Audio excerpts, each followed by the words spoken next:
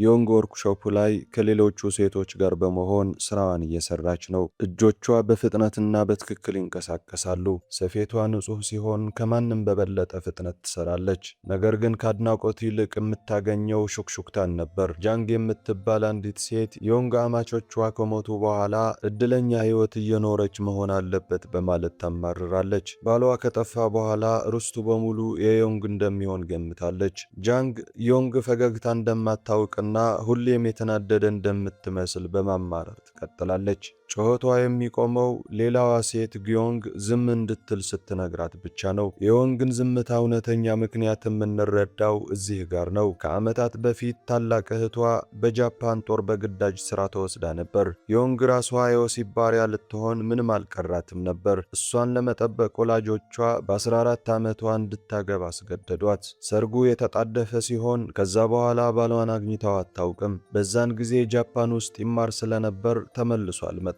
ኮሪያ ነፃነቷን ካገኘች በኋላ ወላጆቿና አማቾቿ አንድ ባንድ አረፉ። ዮንግ የቀብር ስነ ስርዓቱን በሙሉ ብቻዋን ነበር የምታከናውነው። አሁን ብቻዋን ትኖራለች። ያላትም አንድ ተስፋ ብቻ ነው፣ ለ5 ዓመታት አይታው የማታውቀውን ባሏ። ፈገግ የማትለው ህይወት ስለከበዳት እንጂ ቀዝቃዛ ወይም ጨካኝ ስለሆነች አይደለም። ከዓመታት እርግጠኝነት ማጣት በኋላ አንድ ምሽት ያላትን ብቸኛ ፎቶግራፉን ትመለከታለች። የእውነተኛ ፊቱን ትዝታ የላትም። ነገር ግን እጣ ፈንታዋ በድንገት ተቀየረ። አንድ ሰው በሯ ላይ ብቅ አለ። ያ ቅጽበት የነበራትን ትንሽ ሰላም ሰባበረው። ሰውየው ባልዋ ሲኦ ሲሆን ብቻውን አልነበረም። ከጎኑ አንዲት ነፍሰ ጡር ጃፓናዊት ሴት ቆማለች። ድንጋጤው ከባድ ነበር። አፍራና ልቧ ተሰብሮ ዮንግ ምንም እንዳልተፈጠረ በማስመሰል የቤት ስራዎቿን መስራት ትቀጥላለች። በዝምታው ውስጥ 3 ህይወቶች ይጋጫሉ። ምንም ነገር ወደ ነበረበት አይመለስም። ነገር ግን መጨረሻ እውነቱን ይወጣል። ዮንግ ሲኦን ባሌ ብላ ትጠራዋለች። እሱ አስቀድሞ ያውቃል። በህይወቱ ያላትን ቦታ ከመቀበል ይልቅ ትዳራቸውን መቀበል እንደማይችል ይነግራታል። ሊያቆመው ስላቀደ ከቤቱ እንድትወጣ ይጠይቃታል። ይህንን ስትሰማ ዮንግ ትሰበራለች። ለመሄድ እምቢ ትላለች። ሙሉ ህይወቷን የእሱን ቤተሰብና ይህንን ቤት ስትንከባከብ እንዳሳለፈች ታስረዳለች። በማግስቱ ጠዋት ወደ ሌላዋ ሴት ትቀርባለች። ስሟ ሳቺኮ ነው። ዮንግ በርበሬ ማሳ ላይ እንድትሰራ ትጋብዛታለች።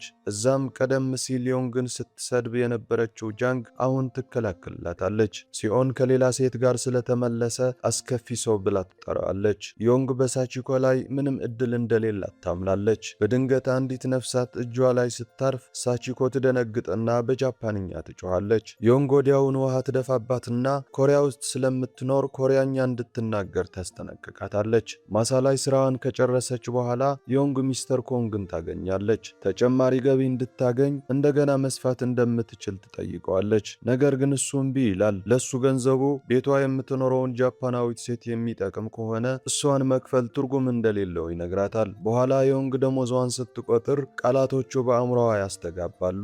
የምታገኘው ነገር ሁሉ ሳቺኮና ባሏን ለመደገፍ ነው፣ ራሷን አይደለም። ተበሳጭታ በመጨረሻ ከሳቺኮ ገንዘብ ተወስድና እነሱ ከጣራዋ ስር ስለሚኖሩ መክፈል ያለባቸው እነሱ እንጂ እሷ እንዳልሆነች ታስታውሳታለች። ሳቺኮ በንዴት ምላሽ ትሰጥና መሄድ ያለባት እሷ እንደሆነች ለዮንግ ትነግራታለች። ያ ክስ ጥልቅ ቁስል ይከፍታል። ዮንግ ትፈነዳለች። ቤተሰቦቿን፣ ሰላሟንና የወደፊት ሕይወቷን ስለወሰደችባት በጃፓን ላይ የነበራትን የዓመታት ቂም ታፈሳለች። በእሷ እይታ ሁሉም ጃፓናውያን አንድ ናቸው፣ ልዩነት የለም። ቤት ውስጥ ሳቺኮ ስለተሰደበች በመበሳጨት ለባሏ ታመራለች።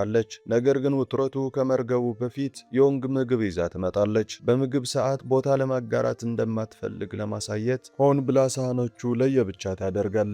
ሳቺኮ ይህንን ችላ ብላ ከባሏ ጎን ለመቀመጥ ምግቧን በሰከነ መንፈስ ታንቀሳቀሳለች።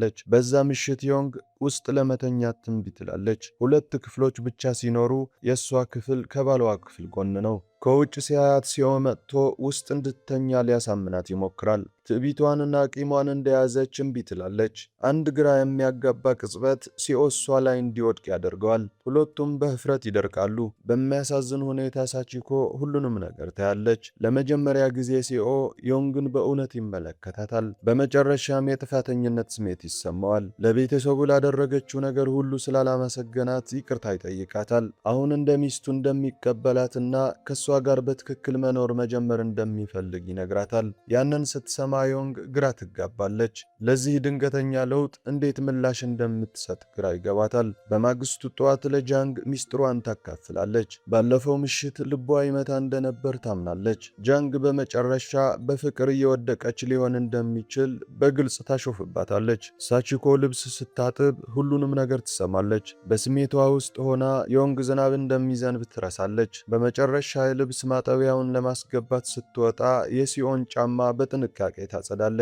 የሳቺኮን ግን በዝናብ ስር እንዲርስ ትተዋዋለች። ሲኦ ሁለቱንም ሴቶች ኮሪያኛ ማንበብና መጻፍ እንዲማሩ በመጋበዝ ሰላም ለማውረድ ይሞክራል። ሁለቱም እምቢ ይላሉ። ዮንግ በስራ በጣም እንደተወጠረች ትናገራለች። ሳቺኮ ዮንግ ሳትማርም መኖር እንደምትችል በግዴለሽነት አስተያየት ትሰጣለች። አስተያየቱ ቁስሏን ይነካል። ዮንግ ትቆጣለች። ውጥረታቸውን ይጠነክራል። ውጥረቱን ስታይ ሳቺኮ ሁኔታውን ለማለሳለስ ትሞክራለች። የስሟን ትርጉም በኩራት ታስረዳለች። የሁለቱንም ስም ወደ አንድ ቃል ታጣምራለች። አዲሱ ስም ደስታ ማለት ሲሆን የወደፊት ሕይወታቸው ምን ሊሆን እንደሚችል ተስፋ የምታደርግበት ምልክት ነው። በዛ ምሽት ዮንግ ለመተኛት ትቸገራለች። ባሏ ሳያቋርጥ ሲያስል ትሰማለች። ተጨንቃ እሱን ለማየት ትወጣለች። ሳቺኮ ከደቂቃዎች በኋላ በመሐረብ ብቅ ብላ በቀስታ ታጽናናዋለች። እነሱን ስትመለከት ዮንግ ከጎናቸው ቦታ እንደሌላት ሆና ትንሽ ቅናት ይሰማታል። ነገር ግን በደም የተበከለውን መሐረብ ስታይ ያ ቅናት ይጠፋል። አይታው የሚያምምና የሚታወቅ ፍርሃት ውስጥ ትገባለች። በኋላም በደንብ የተበከለ ልብሱን በሚንቀጠቀጡ እጆቿ ታጥባለች። ሳቺኮ ቀርባ ቆሻሻው ፈጽሞ ስለማይለቅ እንድታቆም ትነግራታለች። ብዙ ጊዜ እንደሞከረች ትናገራለች። ነገር ግን ዮንግ ለመስማት እምቢ ትላለች። እሷ ማስተካከል እንደማትችል በማሰቧ ሳቺኮን ሞኝ ብላ ትጮህባታለች። በእሱ አስተሳሰብ ደሙን ማጽዳት እሱን ማዳንና ወደ ቀድሞ ማንነቱ መመለስ ማለት ነው። ሲኦ እያዳመጠ እንደሆነ አላስተዋለችም። በመጨረሻ እውነቱን ይነግራታል። ከ6 ዓመታት በፊት የኮሪያ ቋንቋ የሚያጠና ቡድን ስለተቀላቀለ ቶኪዮ ውስጥ ታስሮ ነበር። እስር ቤት ውስጥ በሳምባ ነቀርሳ ታመመ። ኮሪያ ነፃነቷን ስታገኝ ተፈቶ ወደ ቤቱ ተመለሰ። አሁን ግን የህይወቱ መጨረሻ እየቀረበ መሆኑን ያውቃል። በማግስቱ ጠዋት ውጥረቱ እንደገና ይነሳል። ዮንግ ሳቺኮ ልብሱን ስትሰቅል አይታ በድንገት ትመታታለች። ሳቺኮና ሁሉንም ጃፓናውያን ለበሽታው እሷ ላሳለፈችው ስቃይ ትወቅሳለች። ሳቺኮ በጽናት ቆማ እመቤት እንዳልሆነች ትናገራለች። ከዛም ያልተጠበቀ ነገር ትናገራለች። የዮንግን ንዴት ትረዳለች። ምክንያቱም እሷን ያንን ተመሳሳይ ምሬት ተሰምቷት ያውቃል። እሷም አንድ ጊዜ ሰውን መጉዳት ፈልጋ ነበር። ነገር ግን በመጨረሻ ሁለቱም እዚህ ያሉት ብቻቸውን መሆንን ስለሚፈሩና ሁለቱም ከአንድ ሰው ጋር መቆየት ስለሚፈልጉ ነው። ንስሐው ዮንግን ያስደንቃታል። ከዚህ ሁሉ ጊዜ በኋላ ያን ያህል የተለያዩ እንዳልሆኑ ይገነዘባሉ። በዛ ምሽት ሁኔታው ይለወጣል። ዮንግ ለሳቺኮ ሻይ ትቀዳላታለች። አዲስ ጫማም ትሰጣታለች። ሕፃኑ እስኪወለድ ድረስ እንደምትጠብቃት ቃል ትገባላታለች። ሲኦ በጸጥታ በእፎይታና በደስታ ይመለከታቸዋል። ለመጀመሪያ ጊዜ ሁለቱ ሚስቶቹ በንዴት የተከፋፈሉ ሳይሆኑ በመግባባትና በእንክብካቤ የተገናኙ ናቸው። በማግስቱ ጠዋት ዮንግ የባህር አረም ለመጠየቅ ትጎበኛታለች። እንደ ዕድል ሆኖ ትንሽ ቀርቷል። ስትሰጣት ዮንግ ሕፃኑ መቼ እንደሚጠበቅ ትጠይቃለች። ዮንግ በዚህ ወር ውስጥ እንደሆነ ትገምታለች። ዮንግ ደግነቷና እንክብካቤዋን ታደንቃለች። ነገር ግን ራሷን እንዳትረሳ ታስታውሳታለች። አንድ ቀን እሷም የባህር አረም ያስፈልጋታል። ወደ ቤት ተመልሳ ዮንግ ለሳቺኮ ሕፃን ልብስ መስፋት ትጀምራለች። እያንዳንዱ ስፌት ምን ያህል እንደተለወጠችና አሁን ምን ያህል በጥልቅ እንደምታስብ ያሳያል። ስትሰራ ሲኦ መጽሐፍ ለመውሰድ በጸጥታ ወደ ክፍሉ ይገባል። ዮንግ ማውራት ብትፈልግም ቃላቶቹ ግን ከበዷት። ለመሄድ እንደዞረ ያጠራቀመችውን ድፍረት ትሰበስባለች። በዛ ምሽት ክፍሏ ውስጥ እንዲተኛ ትጠይቋለች። ሲኦ ይስማማል። በዛ ምሽት ርቀው ቢተኙም አንድ ክፍል ይጋራሉ። በጸጥታው ውስጥ ልብ የሚነካ ነገር ይነግራታል። እሷን በማወቁ አመስጋኝ እንደሆነና በሚያሳዝኑ ትዝታዎች እንደማይቀር ተስፋ እንደሚያደርግ ይናገራል። እጇን ይዞ በመጨረሻ ጥያቄ ይተዋታል። ሳቺኮ ከወለደች በኋላ ብስክሌት መንዳት መማር አለባት። አንድ ቀን እንደሚያስፈልጋት ያምናል። ዮንግ በዝግታ ራሷን ትነቀንቃለች። አይኖቿ በእንባ ይሞላሉ። ቃላቶቹ እንደ ስንብት ይሰማሉ። በማግስቱ ጠዋት ሳቺኮ በህመም ትጮኻለች። ሕፃኑ እየመጣ ነው። ዮንግ ለመርዳት ትጣደፋለች። ሲኦን ለማሳወቅ እሷ የመንደሩ ሴቶች እስክታመጣ ድረስ ከሳቺኮ ጎን እንዲቆይ ትጠይቀዋለች። ነገር ግን ስሙን ስትጠራ ስትሰራ የሆነ ነገር ትክክል እንዳልሆነ ይሰማታል። ሲኦ ሳይንቀሳቀስ ዝም ይላል። መጀመሪያ ላይ በመጽሐፍ ላይ እንዳተኮረ ትገምታለች። ነገር ግን ጠጋ ብላ ስትመለከት እውነትን ትረዳለች። እሱ ሞተዋል። ዮንግ ትሰበራለች። ሐዘኑ ከባድ ነው። ለ5 ረጅም ዓመታት አዲስ ጅምርን ተስፋ አድርጋ መመለሱን ጠበቀች። በምትኩ ዕጣ ፈንታ ኪሳራን ሰጣት። ሳቺኮ ሁሉንም ነገር ለመረዳት ስትሞክር አዲስ የተወለደውን ልጇን ትይዛለች። በድንገት ከውጭ ድምፅ ትሰማለች። ዮንግ የሲኦን መጻሕፍትና ትዝታዎች እያቃጠለች ነው። ሳቺኮ ወደ እሷ ሮጣ በተስፋ መቁረጥ ውስጥ ወድቃ ታገኛታለች። ሙሉ በሙሉ ተስፋ ከመቁረጥ ጥቂት ቅጽበቶችን ቀርቷታል። ሳቺኮ አጥብቃ ትይዛትና እንድትቀጥል ትለምናታለች። አሁን እጅ ለመስጠት በጣም ብዙ ነገር አልፏል። በዝግታ ጊዜ ወደፊት ይሄዳል። አብረው እንደገና መኖርን መማር ይጀምራሉ። ሳቺኮ ዮንግን ብስክሌት መንዳት ታስተምራታለች። መጀመሪያ ላይ ዮንግ ትፈራለች። ነገር ግን ሳቺኮ ግድግዳ ላይ ተጋጭታ ስራዋን ያጣችበት ጊዜ ጨምሮ ከጃፓን የነበራትን ትዝታዎች በማካፈል ትነግራታለች። ዮንግ ታዳምጣታለች። ፍርሃቷ በጉጉት ተተክተዋል። ሳቺኮ ብስክሌቱን እንደለቀቀችው አታውቅም ነበር። ብቻዋን እየነዳች ነው። ጊዜ ያልፋል። ሕይወቱም የተረጋጋ ይመስላል። ነገር ግን ያ ሰላም አይቆይም። አንድ ቀን ጊዮንግ በሰሜንና በደቡብ ኮሪያ መካከል ያለውን ድንበር ምን ያህል በሚገርም ሁኔታ ጸጥ እንዳለ ትጠቅሳለች። ጸጥታው ያስጨንቃል። ከዛም ሳያስጠነቅቅ አንድ ከፍተኛ ፍንዳታ ርቀቱን ያናውጠዋል። ጊዮንግ የሆነ ነገር ትክክል እንዳልሆነ ይሰማታል። በዙሪያዋ ያሉት ሰዎች እንደተለመደው ለመሆን ይሞክራሉ። ነገር ግን አለመረጋጋቱ ይቀጥላል። በዛ ምሽት በጣም ጠንካራ ፍንዳታ ሁሉንም ሰው ከእንቅልፉ ይቀሰቅሰዋል። ለአንድ አፍታ የወታደራዊ ልምምድ ብቻ እንደሆነ ራሳቸውን ለማሳመን ይሞክራሉ።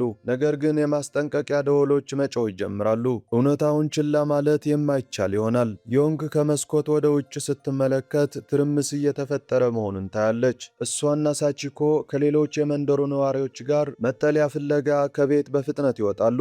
በፍርሃትና በግራ መጋባት መካከል ዮንግ ቀደም ሲል ከሳቺኮ የወሰደችውን የፀጉር ጌጥ ትመልስላታለች።